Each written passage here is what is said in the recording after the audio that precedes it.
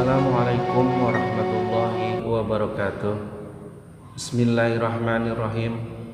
Alhamdulillahirabbil alamin wa bihi nasta'in wa ala umuri dunya waddin. Wassalatu wassalamu ala sayyidina Muhammadin wa ala alihi wa sahbihi ajmain. Amma ba'du. Saudara yang dirahmati oleh Allah Subhanahu wa taala, saudara yang berbahagia, sebelum kita lanjutkan pengajian, terlebih dahulu yang belum subscribe, tolong dong subscribe agar channel ini lancar selalu. Bismillahirrahmanirrahim. Saudara yang dirahmati oleh Allah Subhanahu wa taala, sekarang bagaimana kalau misalkan kita punya barang najis tapi pengen jadi duit, itu bagaimana triknya? Nah, ini menarik memang. Kalau kita punya barang najis seperti anjing, pengen jadi duit itu gampang, karena menjual hal yang najis itu dilarang oleh agama Islam. Jadi triknya itu, si pembelinya itu harus bahasanya minta. Nah, ini kita yang punyanya harus bahasanya ngasih. Contoh, misalkan saya punya kucing ataupun saya punya anjing. Ini supaya trik jadi duit bagaimana caranya?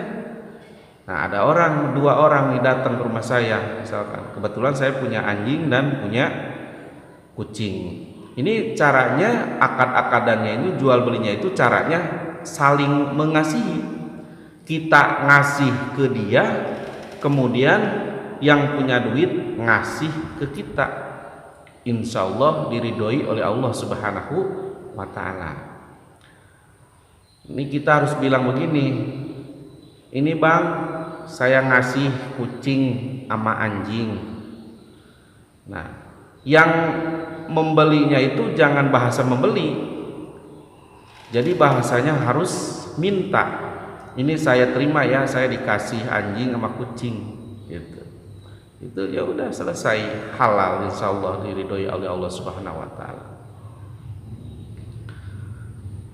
Sekarang bagaimana kalau misalkan di rumah kita banyak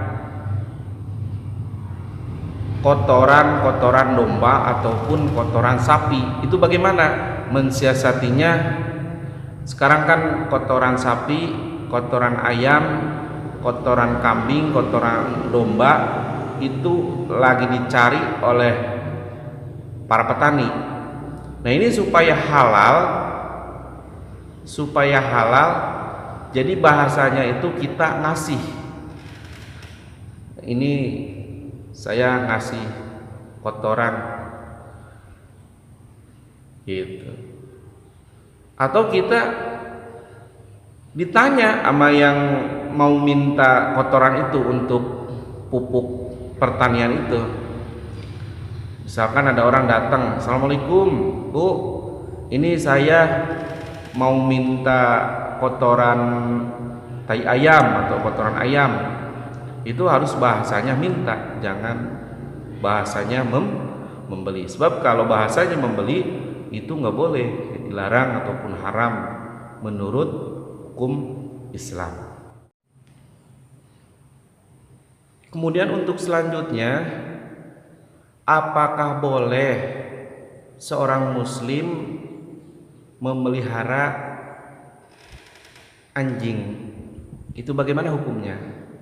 Menurut hukum Islam, memelihara anjing itu tidak boleh kecuali untuk penjagaan rumah.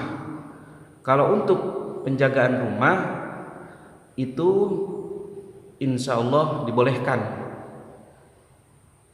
itu diampuni oleh Allah Subhanahu wa ta'ala. Jadi seorang muslim tidak boleh